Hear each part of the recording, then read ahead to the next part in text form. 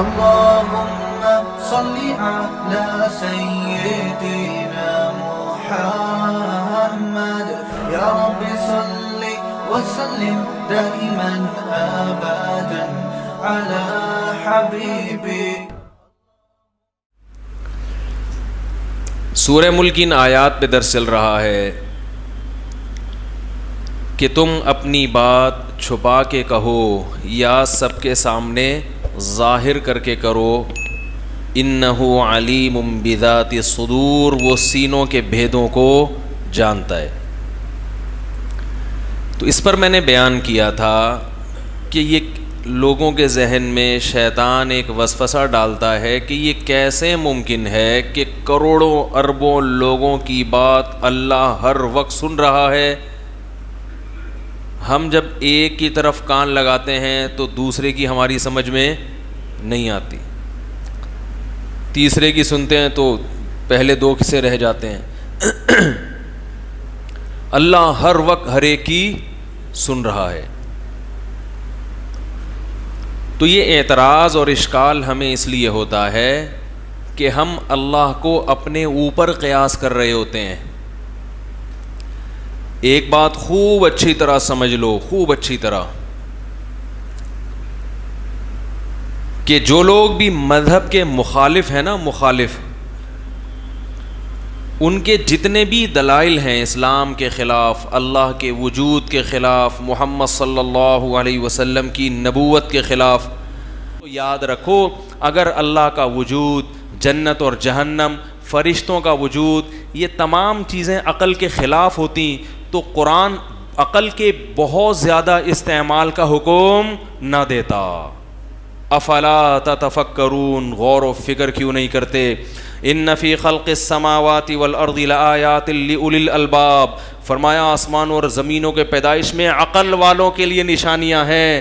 افلا تعقلون، عقل سے کام کیوں نہیں لیتے؟ افلا یتدبرون، تدبر کیوں نہیں کرتے؟ خوب اچھی طرح گہرائی میں گھس کے غور کیوں نہیں کرتے؟ ام علی قلوب اقفالها، دلوں پہ تالے پڑ گئے ہیں، سوچتے کیوں نہیں ہو؟ اور یہ کہتے ہیں کہ ہماری عقل، ہم عقل سے فیصلہ کراتے ہیں. اگر عقل سے فیصلہ کرا رہے ہوتے میرے بھائی تو بے عقلی کی باتیں نہیں کر رہے ہوتے. تو یہ کہہ رہے ہیں سائنسدانوں کی سمجھ میں فرشتے نہیں آ رہے، تو سائنسدان کی سمجھ میں تو دوسرا سائنسدان نہیں آ رہا ہوتا، بعض دفعہ اس کی تحقیق نہیں آ رہی ہوتی. تو ہر چیز کو اللہ نے ایک محدود صلاحیت دی ہے. آنکھ کی ایک محدود صلاحیت، کانوں کی ایک محدود صلاحیت، سونگھنے کی ایک محدود صلاحیت، تو سوچنے کی بھی اللہ نے ایک محدود صلاحیت دی ہے. اس سے آگے دماغ اس پہ ریسرچ کر ہی نہیں سکتا ہے. تو یہ جو چیزیں ہیں فرشتوں کا وجود، یہ ہمیں اسلام سے پتہ چلی ہیں. اگر اسلام کا برحق ہونا ثابت ہو جائے دوسرے دلائل سے تو اسلام جو بات کہے گا اس کا برحق ہونے کے لیے الگ سے دلیل کی ضرورت نہیں ہوگی. جیسے جج کے سامنے دو گواہوں کا برحق ہونا ثابت ہو جائے کسی اور دلیل سے، تو جو دو گواہ کسی اور کے حق میں جب گواہی دیں گے تو اس گواہی کے لیے جج کے پاس الگ سے دلیل ہونا ضروری نہیں ہے، کیونکہ جج سے کے سامنے اس دلیل سے ایک چیز ثابت ہو گئی ہے جس دلیل کا برحق ہونا کسی اور دلیل سے ثابت ہو گیا ہے. بہت مشکل ہے. تو فرشتوں کا جو وجود ہے اس کا برحق ہونا ایسی دلیل سے ثابت ہے جس دلیل کا برحق ہونا کسی اور دلیل سے ثابت ہے. وہ دلیل کیا ہے وہ ایک الگ ٹاپک ہے، ابھی میں اس پہ بات نہیں کروں گا. تو اسلام کا برحق ہونا اتنے دلائل سے ثابت ہو چکا ہے کہ اب اسلام جو جو دعوے کرے گا ان میں ہر دعوے کے لیے آپ کے پاس دلیل کا ہونا ضروری نہیں ہے. کیونکہ اگر ہر دعوے کے لیے دلیل کا ہونا ضروری ہوتا تو پھر اسلام کی دلیل کی کیا ضرورت تھی آپ کو؟ ارے بھائی جج نے دو گواہ بلائے کہ بھائی یہ بندہ صحیح کہہ رہا ہے غلط کہہ رہا ہے، تم گواہی دو. یہ جج اسی لیے بلاتا ہے نا کہ جج کے پاس اس آدمی کے برحق ہونے کی اس کے علاوہ کوئی دلیل نہیں ہوتی. اگر ہو تو ان دونوں کی کیا ضرورت ہے؟ تو بہت سی چیزیں ایسی ہیں جہاں سائنس پہنچ نہیں سکتی. اگر سائنس فرشتوں تک پہنچ سکتی ہوتی تو ہمیں فرشتوں کے وجود پر، جنت اور جہنم کے وجود پر، اور آخرت برحق ہے، موت کے بعد ایک زندگی ہے، ان چیزوں پر پھر پیغمبروں کی ضرورت، بولو بھائی، نہیں. جیسے ہمیں کھانا کتنا ہے کتنا نہیں کھانا اس کے لیے پیغمبروں کی ضرورت نہیں ہے، کیونکہ یہ حکیموں نے، ڈاکٹروں کی پہلے سے تحقیقات، بولو بھائی، چلی آ رہی ہیں. پیغمبر آتے ہیں شریعت بتانے کے لیے. تو فرشتوں کا جو وجود ہے یہ قرآن و سنت سے بھی ثابت, پھر تورات اور انجیل سے بھی ثابت ہے. یہ حضرت موسیٰ علیہ السلام, عیسیٰ علیہ السلام, یہودی بھی مانتے ہیں, عیسائی بھی مانتے ہیں, مسلمان بھی مانتے ہیں کہ تمام پیغمبروں نے بتایا ہے. اور یہ بھی بتایا کہ یہ انسان کی مدد بھی کرتے ہیں اور انسان کو اللہ کے حکم سے نقصان بھی پہنچاتے ہیں. تو اگر وہ چیز لیبارٹری میں نہیں آئی تو یہ اس کی علامت نہیں ہے کہ اس کا وجود ہے ہی نہیں. قرآن کہہ رہے لہو معقبات من بین یدیہ ومن خلفہ یحفظونہ من امر اللہ. اللہ فرماتے ہیں پے در پہ ایسے فرشتے آنا جانا لگا رہتا ہے جو اللہ کے حکم سے انسان کی حفاظت پہ مامور ہیں. تو صرف ایک نہیں ہے, ہر وقت فرشتوں کی ایک لائن لگی ہوئی ہے جو انسان کو بہت سارے شر سے بچا رہے ہوتے ہیں. آپ کہہ سکتے ہیں کہ جتنے شر اس وقت تک دریافت ہوئے ان سے بچانے کے لیے تو تحقیق یہ ہے کہ فلاں چیز سے فلاں چیز بچاتی ہے, فلاں سے, تو کون سا شر ایسا ہے جو فرشتہ بچا رہا ہے بھائی جراثیم ہے نا, اس سے بچنے کے لیے ہمارا اندر کے جراثیم ہیں, تو ہر چیز سے بچنے کے لیے کوئی انتظام ہے. سردی سے بچنے کے لیے کمبل ہے. کیا خیال ہے بھائی؟ سردی ایک ایسا شر ہے جس سے بچنے کے لیے کیا ہے؟ کمبل ہے بھائی. تو کون سی چیز ہے؟ فرشتے کون سے شر سے بچا رہے ہیں؟ بھائی بہت سے شر ایسے ہیں جو آپ نے دیکھے نہیں ہیں. جیسے آج سے 100 سال پہلے اگر کوئی یہ بات کرتا کہ ہم پر جو بیماریاں حملہ کرتی ہیں اس سے بچانے کے لیے اندر کے جراثیم ہیں جو ہمیں بچا رہے ہوتے ہیں, کوئی مانتا؟ دیکھا ہی نہیں ہے نا اس نے. تو ایسے بہت سے شر ایسے ہیں جو انسان کی طرف متوجہ ہوتے ہیں, لیکن انسان ہماری لیبارٹریوں ان کو ٹریس, جتنی شیطانی قوتیں ہیں, جن جو ہے نا جن, یہ مادے سے بنی ہوئی مخلوق ہی نہیں ہے. آپ کو پتہ ہے ریسرچ یہی ہے نا کہ جو آگ ہے وہ مادہ نہیں ہے, یہی ہے نا ریسرچ, وہ انرجی ہے, وہ توانائی ہے. تو جنات کو اللہ نے آگ سے بنایا, تو وہ مادی چیز ہی نہیں ہے کہ جو ہماری لیبارٹری میں وہ کس قسم کی مخلوق بنائی ہے یہ ہم نہیں جانتے. فرشتوں تو جنات سے بھی ہٹ کے ایک الگ مخلوق ہیں جن کو اللہ نے نور سے بنایا ہے, روشنی سے بنایا ہے. تو اب کون سی چیزیں شر ایسے ہیں جو ہم پہ حملہ کرتے ہیں وہ ہمیں معلوم نہیں ہے. جب معلوم ہی نہیں ہے تو ان سے بچنے کے لیے بھی اللہ نے کچھ انتظام رکھے ہوئے ہیں. وہ انتظام کس کے ذریعے ہیں؟ فرشتوں کے ذریعے. اور یہ بڑی عجیب مخلوق ہے, قرآن و سنت سے پتہ چلتا ہے, بہت طاقتور ہیں, ان سے اللہ کام لیتے ہیں. بڑی بڑی قوموں کو اللہ نے فرشتوں کے ذریعے تباہ و برباد کیا ہے. اور یہ انسان سے محبت کرتے ہیں, اللہ کی حمد و ثنا کرتے ہیں. یہ ساری صفات قرآن و سنت نے بیان کی ہیں, اور ان میں کوئی بات بھی عقل کے خلاف نہیں ہے. بھائی ہو سکتا ہے ایسی مخلوق ہو سکتا ہے ہمیں اس قسم کی چیزیں نقصان پہنچا رہی ہوں, ایسی مخلوقات ہوں جو ہم نے دیکھی. بھائی ہم نے تو جراثیم دیکھ لیا نا, اور بھی تو مخلوقات ہو سکتی ہیں. یہ کون دعویٰ کر سکتا ہے کہ ساری کائنات کی ہر چیز میری سمجھ میں آ گئی ہے؟ یہ دعویٰ کرنا ہی حماقت ہے. میرے ساتھ ایسا ہوا تھا ایک دفعہ, میں وہ کام کر رہا تھا, تو وہ ابھی چھوڑو, پھر میرے واقعہ پہ کلپ بنا دیں گے لوگ, بہت بڑے بزرگ ہیں, کرامت مفتی صاحب کی. پھر جو بزرگ مانتے ہیں وہ واہ واہ, اور جو نہیں مانتے وہ گالیاں لکھ رہے ہوں گے. ٹھیک ہے نا, یہ مارکیٹ میں یہ چل رہا ہے. تو یہ جو ہے نا فرشتوں کے ذریعے مدد, یہ مشاہدے پر مبنی حقیقت ہے. بچا لیتے ہیں فرشتے انسان کو. کوئی ایسی دھکا دے دیتے ہیں, بعض دفعہ ایسا بھی ہوتا ہے, گاڑی آ رہی ہے, کئی واقعات ہوئے ہیں, پیچھے سے بس آ رہی ہے, اور کیا ہوا ہے. ایک چھوٹا سا واقعہ میں بتاتا ہوں, اس میں کرامت کا اتنا عنصر نہیں ہے, کرامت کا عنصر نہیں ہے, تو چونکہ اس میں کی لاجک بھی ہے تو اس لیے وہ بتا دیتا ہوں. مجھے یاد ہے میں ایک دفعہ جا رہا تھا, تو ہم بچے تھے نا, ہماری عادت تھی ٹیکنیکل قسم کے کچھ الٹے سیدھے کام کرنے کی, کوئی یونیک قسم کا مارکیٹ میں کام لے کر آئے. تو وہ تندور سے گھر والوں نے روٹیاں لینے کے لیے بھیجا, تو میں روٹیاں لے کے آ رہا ہوں, تو میرے ساتھ میرے کزن بھی. ہم نے کہا اوپر دیکھ کے چلتے ہیں آسمان پہ. بچے تھے نا, نئی نئی شرارتوں کا شوق ہوتا ہے. کیونکہ وہ تقریباً 1 کلومیٹر کا فاصلہ تھا, تو ہم نے کہا کہ ہم اتنے دنوں سے تندور آ رہے ہیں, اب یہ تجربہ کرتے ہیں کہ اوپر دیکھ کے ہم گھر تک پہنچ سکتے ہیں کہ نہیں پہنچ سکتے. یعنی اندازے سے چلتے ہیں ستاروں کو دیکھ کے. نہیں آ رہی سمجھ میں؟ اوپر دیکھ کے, آسمان پہ دیکھ کے چلیں گے, چلتے چلتے نا اندازے سے کون پہنچتا ہے اور کون کہیں اور نکل جاتا ہے. اب کیسی بے وقوفی بھائی, کچھ اللہ کا, لیکن بچوں تو بچے ہوتے ہیں. اب مجھے یاد ہے میں اوپر دیکھ رہا ہوں اور دیکھتے دیکھتے دیکھتے دیکھتے جا رہا ہوں, مجھے خیال آیا بھائی کہیں بس سے نٹ, کیونکہ سڑک بھی تھی, کوئی ٹکرا نہ جاؤں. بالکل ایک پوائنٹ پہ آ کے نا مجھے خیال ہوا ہے کہ ایک دفعہ نیچے دیکھ لو. نیچے دیکھا, کھلا ہوا گٹر, ایک قدم اگر آگے ہوتا تو یہ واقعہ سنانے والا آج اس کائنات میں موجود نہ ہوتا. آپ کہتے بھائی ایک تھے, آپ کیا کہتے ہیں, بلکہ کہتے ہی نہیں, ہمارے گھر والے کہہ رہے تھے بھائی ہمارا ایک بچہ تھا, والدین کہہ رہے تھے ایک بچہ تھا. تو اور مرا کیوں, وجہ موت کسی کی سمجھ میں,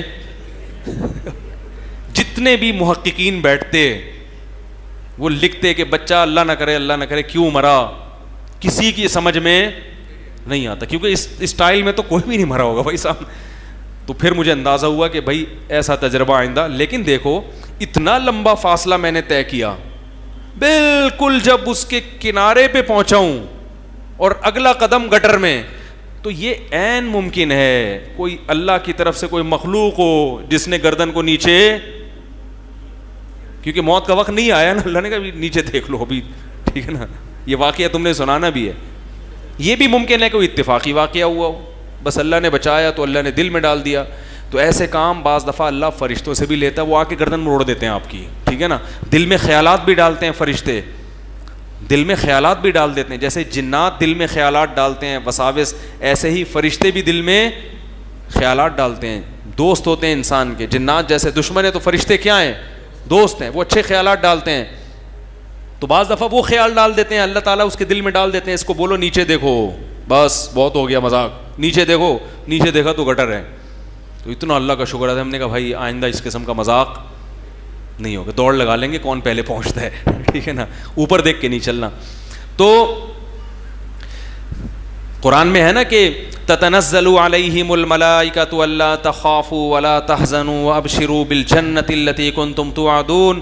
اللہ فرماتے ہیں جو لوگ دین کے راستے پہ آتے ہیں, مجاہدے کرتے ہیں, قربانیاں دیتے ہیں, تو صرف اتنا نہیں ہے کہ ان کو جنت کا یقین ہے, آ رہے ہیں, ان کو فرشتوں کی طرف سے بشارتیں بھی ملتی رہتی ہیں. فرشتے ان کے کان میں آ کے کہتے رہتے ہیں, ان کے دل میں آ کے خیالات ڈالتے رہتے ہیں, ان قریب یہ آزمائش ختم ہونے والی ہے, ان قریب یہ آزمائش ختم. بشارتیں کہ اس جنت کی خوشخبری قبول کرو جس کی وسعت آسمانوں اور زمینوں سے زیادہ ہے. تو فرشتوں کی طرف سے باقاعدہ تسلیاں ملتی ہیں انسان کو, چونکہ ان لوگ کو ملتی نہیں ہے نا,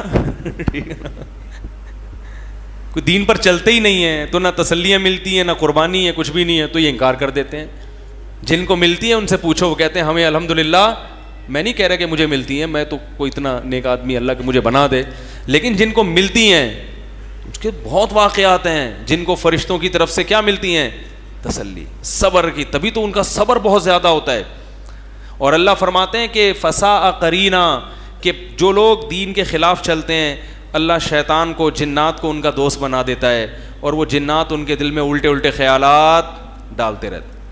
یخرجوہم من النور الی الظلمات, ان کو سیدھے راستے سے اندھیروں کی طرف, ہر آنے والا دن پہلے سے زیادہ برا. تو جو لوگ مذہب کے خلاف ہیں ان کی دیکھو نا, ہر آنے والا دن پہلے سے کیا ہوتا ہے ان کا, بدتر, بدتر سے بدتر ہوتا چلا جاتا ہے ان کا ہر آنے والا دن. ظاہری لحاظ سے خوشحال ہوں گے, اندر سے ٹوٹ پھوٹ, کیونکہ تسلی دینے والا نہیں ہے. انسان صرف اس مادی جسم کا نام نہیں ہے, بہت کچھ ہے انسان کے ساتھ جو ہم نہیں جانتے. کچھ جو ہمیں شریعت نے بتا دیا, بہت سی چیزیں نہیں بتائی ہیں. تو بہت کچھ ہے اس انسان کے ساتھ جو ابھی جس ممکن ہے کچھ چیزیں تحقیق میں بھی آ جائیں, تحقیق کے دائرے میں بھی آ جائیں, لیکن اس میں آپ یوٹیوب کی ویڈیوز پہ نہ جایا کریں. یوٹیوب بعد فرشتوں کو دکھا رہا ہوتا ہے, وہ مذاق اڑوانے والی بات ہے. وہ دیکھو فرشتہ آ رہا ہے, وہ فیک ویڈیوز ہوتی ہیں, وہ جب غلط ثابت ہوتی ہیں تو لوگ مذاق اڑاتے ہیں. وہ کسی نے دکھایا وہ ایک پتھر ہے آسمان اور زمین کے درمیان میں, وہ کرامت, وہ پتہ چلا ڈرامے بازی ہے, کچھ بھی نہیں ہے. تو لیکن ایک حقیقت ہے, جنات بھی فرشتے بھی. تو اسی طرح یاد رکھو, یہ جو قرآن کہتا ہے نا کہ میں ہر ایک کی بات ہر وقت سنتا ہوں, یہ ہماری عقل میں اس لیے نہیں آتا کہ ہم اس مادی زندگی کے حساب سے اللہ کو دیکھتے ہیں. اللہ کی ذات عقل سے بالاتر ہے, وہ سننے دیکھنے کے لیے اسباب کا محتاج نہیں ہے. جب وہ اسباب کا محتاج ہی نہیں ہے تو اس کے لیے نہ سننا تعجب کی بات ہے. اگر وہ یہ کہتا کہ میں کچھ چیزیں سنتا ہوں کچھ نہیں سنتا, یہ عقل کے خلاف ہو جاتا. کہ جب تو سننے کے لیے کسی عضو کا محتاج نہیں ہے, تیری ذات سنتی ہے, تو پھر یہ کیا بات ہے کہ وہ اس کو سن رہا ہے اس کو نہیں سن رہا, پھر اس کو کس بیس پہ سن رہا ہے؟ نہیں آ رہی بات میرا خیال ہے. اس کو کس بیس پہ سن رہا ہے؟ تو سب کو سن رہا ہے, نہیں سن رہا تو کسی کو بھی نہیں. اگر قدرت ہے تو ہر چیز کی ہے, نہیں ہے تو کسی چیز کی بھی نہیں ہے. تو اللہ کا علی کل شیء قدیر ہونا, اللہ کا ہر چیز کا سننا, یہ عقل کے خلاف نہیں ہے. یہ دعویٰ عقل کے خلاف ہے کہ کچھ چیزیں سنتا ہے اور کچھ نہیں سنتا. یہ عقل, جیسے مشرکین یہ کہتے ہیں کہ اللہ نے فلاں معبود کو یہ اختیار دیا, فلاں کو یہ اختیار, وہ اپنی مرضی سے جو چاہیں کر سکتے ہیں. تو اللہ نے کہا کہ ان کے پاس اس کرنے کی وہ طاقتیں نہیں ہیں. جس کے پاس طاقت ہوتی ہے اسباب سے ہٹ کے کچھ کرنے کی, پھر وہ سب کچھ کر سکتا ہے. کیونکہ جب آپ کچھ کرنے کے لیے کسی سبب کے محتاج نہیں ہو تو آپ کے پاس ماورائی طاقتیں ہیں, پھر تو جو چاہے کرو آپ. ایسا معبود نہیں ہو سکتا جو کچھ تو کر سکتا ہو اور کچھ نہیں کر سکتا ہو. یہ نہیں ہو سکتا. کرے گا تو سب کچھ کرے گا, نہیں کرے گا تو کچھ بھی نہیں کر سکتا. تو اس لیے اللہ نے فرمایا کہ اسروا قولکم او اجہروا بی, اپنی باتوں کو چھپا کے کرو یا سب کے سامنے ظاہر کر کے. انہ علیم بذات الصدور, وہ سینوں کے بھیدوں کو بھی جانتا ہے. کیونکہ جب وہ جانتا ہے تو جاننے میں پھر چھوٹی بات ہو بڑی بات ہو, سوچنے کی حد تک ہو یا بولنے کی حد تک ہو, پھر سب چیزیں اس کے اختیارات کے دائرے میں آتی ہیں. کوئی چیز پھر اس کی دسترس سے باہر نہیں ہے. تو اسی لیے اللہ نے آگے فرمایا کہ جب وہ سب کچھ, الا یعلم من خلق, فرمایا جس نے پیدا کیا وہ سن نہیں سکتا. کیا مطلب بھائی؟ پیدا کرنے کی بھی کوئی لاجک نہیں ہے, زیادہ مشکل کام ہے. کسی چیز کو بنانا زیادہ مشکل ہے, اس کے معاملے میں نالج رکھنا یہ نسبتاً آسان ہے. تو جو مشکل کام جس نے کر کے دکھا دیا بغیر کسی سبب کے تمہیں بنا دیا, جو آج تک سائنسدانوں کی سمجھ میں نہیں آ رہا, الٹی سیدھی تھیوری لا رہے ہیں, کوئی کہہ رہا ہے یوں بنا تھا, کوئی کہہ رہا ہے بندر تھا. وجہ کیا ہے کہ جب سمجھ میں نہیں آ رہا تو بجائے اس کے کہ اعتراف کر لیں یار ہماری سمجھ میں نہیں آ رہا, ٹھیک ہے نا, بس اللہ نے بنا لیا, اس اعتراف کرنے کے بجائے کچھ نہ کچھ تھیوری گھڑتے رہیں گے کہ نہیں اس طرح ہوا ہے, اس طرح ہوا ہے, اس طرح ہوا ہے. میں تو سائنسدانوں سے اللہ کا انکار کرتے کہتے ہیں تم صرف یہ ثابت کر دو نا خربوزہ کیسے بنا ہے, خدا کی قسم مان لوں گا میں. ایک خربوزے کا وجود میں آنا یہ اتفاق سے ممکن نہیں ہے. کیسا عجیب ہے کہ آپ خربوزے کا بیج بوتے ہیں, خربوزے کے بیج زمین میں ڈالا, کھاد مٹی پانی سے بیل نکلی, اس میں دوبارہ سے خربوزے نکلے, ان میں دوبارہ وہی بیج ہیں, پھر اس سینکڑوں بیج, پھر اس بیج میں سے ہر ایک بیج میں وہی صلاحیت. جتنے بیج ہیں ان سب کو دفن کر دو, ہر بیج سے اسی طرح بیلیں, اسی طرح ہزاروں لاکھوں خربوزے, ہر خربوز میں کروڑوں بیج, پھر ان کروڑوں بیجوں کو زمین میں ڈالو, کروڑوں سے اربوں. یہ سائیکل جو چل رہا ہے, اس سائیکل کی ابتدا کیسے ہوئی بھائی؟ اگر اس میں چینجنگ ہو رہی ہیں شروع سے تو پھر اب کیوں نہیں چینجنگ ہو رہی؟ یہ کچھ اور تھا اور کچھ اور سے اس نہج پہ پہنچا ہے بھائی, ٹھیک ہے نا. تو اس نہج پہ آ کے گھومنا کیوں شروع کر دیا اس نے؟ یہ خربوزے سے تربوز کیوں نہیں بن رہا؟ یہ کچھ اور طرف کیوں نہیں جا رہا؟ ایسا زبردست خوبصورت سرکل اور اتنا عجیب. دیکھو ایک چیز گول دائرے میں گھوم رہی ہو نا, وہ اتنا عجیب نہیں ہے. ایک چیز ایسے پروسیس سے کہ ہر مرحلہ پہلے سے بالکل مختلف اور نتیجہ پھر اسی پہ آ کے.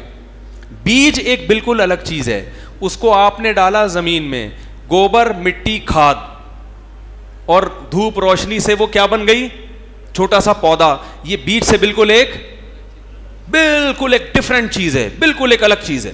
وہ پودا بڑا ہوتا خوبصورت بیل کی شکل میں, پھر وہ بیل چڑھتی کیسے ہے؟ ایسا لگتا ہے اتنی عقل اللہ نے اس کو دی ہے, کیسی اس کی وہ تاریں نکلتی ہیں, جہاں اس کو کہیں سہارا ملے لپٹ. جیسے کوئی شخص پہاڑ پہ چڑھ رہا ہو نا, جہاں جہاں سہارا ملتا ہے وہیں ہاتھ ڈال کے چڑھنا شروع. تو بیلوں کو بھی نا راستہ چاہیے ہوتا ہے, کوئی دھاگا لٹکا دیں فوراً اس کو پکڑ لے گی. یار ایسے سافٹ ویئر اس بیج کے اندر ڈال دیے کہ اس سے جب کونپلیں نکلیں گی تو وہ جہاں بھی راستہ ملے گا اس کے مضبوطی سے کیا کر لیں گی, تھام لیں گی, اور ایسے بیل پھر اوپر چڑھتی ہے بھائی, جیسے کوئی بلڈنگ پہ چڑھ رہا ہو, اوپر چڑھتی ہے, جہاں جہاں سے اس کے سرے نکلنا شروع ہوتے ہیں وہیں سے اوپر چڑھنا شروع. پھر یہ بالکل ایک الگ مرحلہ ہے. اس میں ایسا لگ رہا ہے گویا پودے میں اللہ نے سینس رکھی ہے, عقل رکھی ہے. پھر آگے ایک الگ مرحلہ, پھر اس میں پھول پیدا ہونا شروع. یہ پھول کی بناوٹ اور اس پودے کی بناوٹ بالکل ایک دوسرے سے کیا ہے, یعنی یہ سرکل کا اگلا اسٹیپ پچھلے اسٹیپ سے میل نہیں کھاتا. نہیں آ رہی. پھر پھول بنتا ہے تو پھول کی ایک لاجک کیا ہے کہ مکھیاں اور تتلیاں اس کی طرف لپکیں. وہ لپکنے سے کیا ہوتا ہے کہ نر اور مادہ ذروں کا ملاپ ہے بھائی. اگر وہ پھول نہ بنتا تو تتلیاں نہ لپکتی. یہ پری پلان ہے یا اتفاق سے ہوا ہے؟ اتفاق سے ایسی چیزیں ہوتی ہیں, یہ پلاننگ ہے بھائی, یہ اتفاق سے نہیں ہوا. پھر وہ پھول کی طرف جب مکھیاں آئیں گی اور وہ ان کی ٹانگوں سے وہ چپکیں گے ذرات اور نر مادہ پھولوں کا ملاپ ہوگا تو نیچے دوبارہ سے خربوزہ اگنا ہے بھائی. اب یہ پھول کے نیچے جو پھل اگ رہا ہے یہ بالکل ایک نیا مرحلہ ہے جو پہلے مرحلے سے ذرا بھی میچ, بولو بھائی, یہ بالکل ایک ڈفرنٹ چیز وجود میں آ رہی اور وہ کچا ہوتا ہے. پھر وہ کچا ہوتے ہوتے ہوتے ہوتے پک کے, پہلے تو کڑوا ہوگا, ہوتے ہوتے ہوتے پک کے بالکل رنگ بھی پیلا اور کڑواہٹ سے مٹھاس میں تبدیل. یہ بالکل ایک الگ چیز وجود میں آ گئی. پھر کمال ہے قدرت کا کہ جب آپ اس کو کھول کے دیکھو تو وہی بیج جس کو آپ کو اس میں نظر آئے گا جو آپ نے بویا تھا. ہزاروں بیج نظر آ جائیں گے آپ کو اس کے اندر. ہر مرحلہ پہلے سے کیا ہے, الگ ہے. ہر مرحلہ پہلے سے الگ. تبھی قرآن کہتا ہے ذالک ھذا خلق اللہ, یہ ہے اللہ کی تخلیق, یہ ہے اللہ کی تخلیق. ھذا کا مطلب کیا ہوتا ہے, اشارہ. جیسے کوئی ڈارون گویا اللہ کے سامنے کھڑا ہے اور وہ کہہ رہا ہے یہ انسان بندر سے وجود میں آیا, اتفاق سے ایسا ہوا, اتفاق سے ایسا ہوا. اللہ اس کو کان سے پکڑ کے لاتے ہیں, خربوزہ دکھاتے ہیں, ٹھیک ہے نا, کہ انسان تو خربوزے سے زیادہ پیچیدہ ہے. تو خربوزے کو ذرا بیج زمین میں ڈال, پھر دیکھ اس سے کونپلیں نکلتی ہیں, پھر دیکھ اس سے تناور کی بیلیں نکلتی ہیں, یہ بیلیں کیسے اوپر چڑھ رہی ہیں, پھر پھول کیسے پیدا ہو رہا ہے. اللہ نا اس کو ھذا عربی میں اشارہ, جب ہاتھ سے اشارہ کرتے ہیں نا اس وقت بولا جاتا ہے اشارہ. ایک ہوتا ہے ہوا, ایک ہے ھذا. ہوا کا مطلب وہ, جیسے ہی, اور دس کب ہوتا ہے اشارہ, یہ دس. تو اللہ گویا ڈارون کو کان سے پکڑ کے لا رہے ہیں, ٹھیک ہے نا, بولنا ادھر آ کھڑا, تو لوگوں کو الو بنا رہا ہے. لوگوں کہہ رہے ہیں میں بندر سے ہم وجود میں آئے ہیں, اتفاق سے ہوا ہے.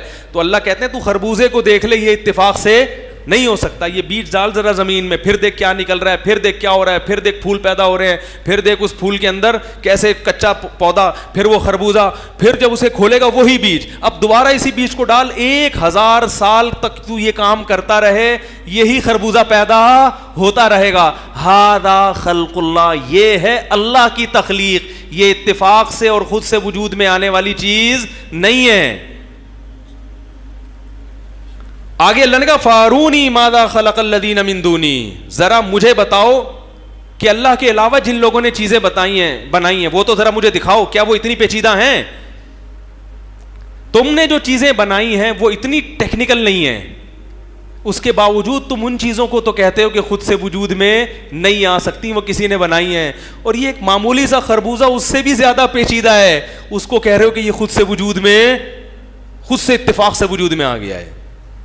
تو یہ لاجک والی باتیں, یہ پاگل پنے والی باتیں ہیں بھائی. جو لبرل لوگ ہیں جو کہتے ہیں مولوی بے عقلی کی باتیں کرتے ہیں, مولوی بے عقلی کی باتیں نہیں کر رہا میرے بھائی.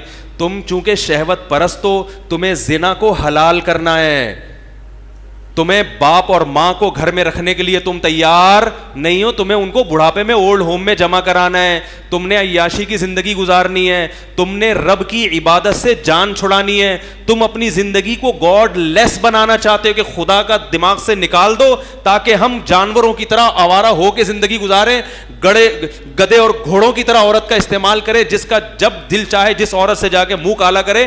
مذہب تو باؤنڈ کر دیتا ہے نا آپ کو پابندیوں میں. ان پابندیوں سے اپنے آپ کو آزاد کرنے کے لیے اللہ کا انکار کرتے ہیں اور لیبل کس کا لگاتے ہیں کہ ہماری عقل میں ہماری عقل میں نہیں آتا. تبھی قرآن کہہ رہا ہے بل ادارک علمہم فی الآخرہ بل ہم فی شک منہا بل ہم منہا عمون, جان کر اندھے بنے ہوئے ہیں خواہشات کی وجہ سے. اس لیے اللہ نے فرمایا افرأیت من اتخذ الہہ ہواہ, بھلا اس کو دیکھا جو حقیقی اللہ ہے اس کا تو انکار کر رہا ہے اور اپنی خواہشات کو اس نے خدا بنایا ہوا ہے. گاڈ ہر ایک کا ہوتا ہے, کسی کا حقیقی گاڈ ہوتا ہے, کسی کی خواہشات اس کا خدا بن جاتی ہیں, وہ خواہشات کی عبادت کر رہا ہے. تو یہ جو لوگ ہیں نا جو آپ کو بار بار فیس بک پہ لبرل لوگ ہیں اور اللہ کا انکار کرنے والے لوگ ہیں, بار بار کہہ رہے ہیں یہ مولویوں کی باتیں, خدا رسول جنت جہنم فرشتوں نے گولی یہاں سے وہاں کر دی اور کہہ کے لگا کے ہنستے ہیں, تو یہ اصل میں وہ لوگ ہیں جو اپنی خواہشات کو خدا بنانا چاہتے ہیں کہ ہمارے بھی, کیونکہ مولوی تو پابندیاں لگائے گا نا, یہ جائز ہے یہ ناجائز ہے. ایک صاحب میرے پاس آئے کہنے لگے میری بیگم فلاں آدمی سے ہنس کے باتیں کری, مجھے غصہ آیا. تو بیگم نے کہا پھر کیوں تمہیں غصہ کیوں آ رہا ہے بھائی, بیگم اعتراض کر رہی ہے میں پہ, تمہیں غصہ کیوں آ رہا ہے؟ تو اس نے کہا میری غیرت کے خلاف ہے. اس نے غیرت کیا ہوتا ہے ٹھیک ہے نا, غیرت کیا ہوتا ہے. تو اب مذہب کی پابندیوں سے آپ اگر باہر نکل جاؤ تو جس سے چاہو ہنس کے بات کرو, پھر آپ کو غصہ ہونے کی اجازت. انگریز کی بیوی کسی سے ہنس کے بات کرتی ہے, گورے کو غصہ آتا ہے؟ آئے گا؟ کوئی بات نہیں بھائی, ہنسنے پر گورنمنٹ نے کوئی پابندی نہیں لگائی. اسی طرح انگریز بھی اگر کسی گرل فرینڈ سے اپنی ہنس کے بات کرے گا تو اس کی بیوی کو بھی غصہ, بولو بھائی, نہیں آئے گا. تو یہی ماحول چاہتے ہیں ہمارے معاشرے میں بھی پھیل جائے, غصہ لیس ہو جائیں, ٹھیک ہے نا. غصہ آئے تو صرف مولویوں پہ آئے, مولوی کے علاوہ کسی پہ غصہ نہ, بیٹی پہ غصہ آئے کہ وہ بن ٹھن کے بے پردہ ہو کے باہر کیوں جا رہی ہے, نہ بہن پہ غصہ آئے, نہ بیوی پہ غصہ آئے, نہ بیوی کو شوہر پہ غصہ آئے کہ کیا لگتی ہے تیری جو ہنس کے باتیں کر رہا ہے اس سے 1 گھنٹے سے, ہے بھائی. کسی کو بھی غصہ کسی پہ نہ آئے. صرف لوگوں کو اگر غصہ آئے تو مولویوں پہ آئے کہ وہ غیرت کی باتیں کیوں کرتے ہیں, اللہ رسول کی باتیں کیوں کرتے ہیں, عورت کو پردے کا حکم, مرد کو داڑھی کا حکم, اور فرشتوں کو گولی یہاں سے وہاں کر دی, اس قسم کی باتیں ہیں بھائی. مفتی تقی عثمانی صاحب کو اللہ نے بچا لیا, واہ واہ واہ, اتنے بڑے بزرگ ہیں, اللہ نے بچا لیا. تو اس سے تو یعنی یہ ثابت ہو جائے گا کہ وہ اللہ کے مقرب ہیں. تو ہم کیا ہیں, ہم ایسے ہی ہیں ٹھیک ہے نا بھائی. اللہ کی نعمت ہے, کسی کو بچاتا ہے اللہ تعالیٰ اس کے تقوی کی وجہ سے, اس کے اخلاص کی وجہ سے, اور کسی کو شہادت دے دیتا ہے. تو ان کو کسی پہ غصہ نہیں آتا ہے تو صرف کس پہ, مولوی. باقی میں جو مولویوں کا دفاع کرتا ہوں اس کا مطلب یہ ہرگز نہیں ہے کہ سب مولویوں کا میں دفاع کرتا ہوں, یہ ڈکشنری سے نکال دو. مجھے پتا ہے, میں تو شعر سناتا ہوں, ہے خرابی دین کی ان 3 سے, شاہ ظالم پیر جاہل مولوی بے دین سے. 2 چیزیں ہیں مولویوں میں کہ اگر وہ 2 بیماریوں میں سے ایک بیماری بھی کسی مولوی میں ہوگی تو بیڑا غرق کرے گا. بس یہ بات کر کے میں بیان ختم کرتا ہوں. کسی بھی مولوی کے بیان سننے ہو یا اس سے فائدہ اٹھانا ہو تو 2 چیزیں چیک کر لیا کرو کہ یہ گڑبڑے نہ ہو. نمبر 1, خود عمل ہی نہیں ہوگا, بعض دفعہ دعوے ہوں گے عمل نہیں ہوگا, وہ بیڑا غرق کرتا ہے. اور بعض دفعہ علم نہیں ہوتا, عمل بہت ہوتا ہے.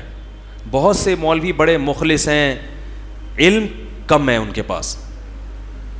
کوئی حدیث کہیں سے مل گئی, جیسے میں بتاتا ہوں نا, امام احمد ابن حنبل کے پاس ایک شخص آیا, اس نے کہا کہ میرے باپ نے حکم دیا ہے کہ میں اپنی بیوی کو طلاق دے دوں. صحیح ہے نا, حدیث پڑھ لی تھی کہیں. امام احمد نے کہا کہ مت دو طلاق.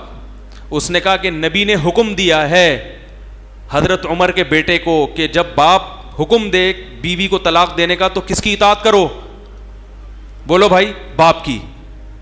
تو حدیث تو ہی ہے, پیغمبر کی تعلیمات تو یہ ہیں کہ باپ جب حکم دے رہا ہے بہو کو طلاق دینے کا تو بیٹے پر لازم ہے کہ وہ کیا کر دے. اب یہ ادھورا علم ہے, بہت مشکل ہے. یہ گڑبڑ کرتا ہے. یہ جو مولوی جو بیڑا غرق کر رہے ہیں نا دین کا, یہ وہ ہیں جن کو علم میں رسوخ, بولو بھائی, نہیں ہے. یا رسوخ تو ہے, سمجھنے کی صلاحیت, ہر چیز کی ہر صلاحیت اللہ نے ہر ایک میں تھوڑی رکھی ہے. تو امام احمد بن حنبل چونکہ مجتہد تھے نا, انہوں نے فوراً کہا کہ حل ابو کا مثل عمر, کیا تمہارا باپ بھی عمر جیسا ہے؟ آپ کی سمجھ میں نہیں آ رہا تو اس کی سمجھ میں کہاں سے آیا ہوگا بھائی. اس نے حدیث پیش کی کہ نبی نے حضرت عمر کو, عبداللہ بن عمر کو حکم دیا کہ باپ کی اطاعت کرو نا, باپ جب حکم دے بہو کو طلاق دینے کا تو باپ کی بات ماننا لازم ہے. تو اس نے کہا یہ تو باپ کی اطاعت تو واجب ہے, تو میرا ابا بھی کہہ رہا ہے تو میں بھی بیوی کو چھوڑ رہا ہوں. تو یہ آدھا علم ہے. تو حضرت امام احمد بن حنبل نے کیا کہا, حل ابو کا مثلو عمر, کہ تمہارے ابا بھی حضرت عمر جیسے. حضرت عمر کے بارے میں تو اطمینان تھا کہ اگر وہ حکم دے رہے ہیں تو اس کی کوئی لاجک ہوگی. تمہارے ابا کا کیا پتا بھائی, بلا وجہ خامخواہ کی ٹینشن بھی ہوتی ہے نا. آج کے ساس سسر جو میری بیانات سن رہی ہیں ساسیں, ان کے علاوہ کی بات کر رہا ہوں.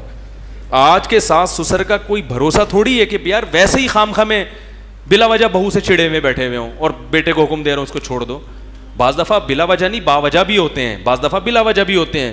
تو اس میں رائے لینی پڑتی ہے کہ یہ کسی وجہ سے کہہ رہے ہیں یا خامخواہ میں اپنا غصہ نکال رہے ہیں بلا وجہ کا. تو ادھورا علم کیا کرتا ہے انسان کو.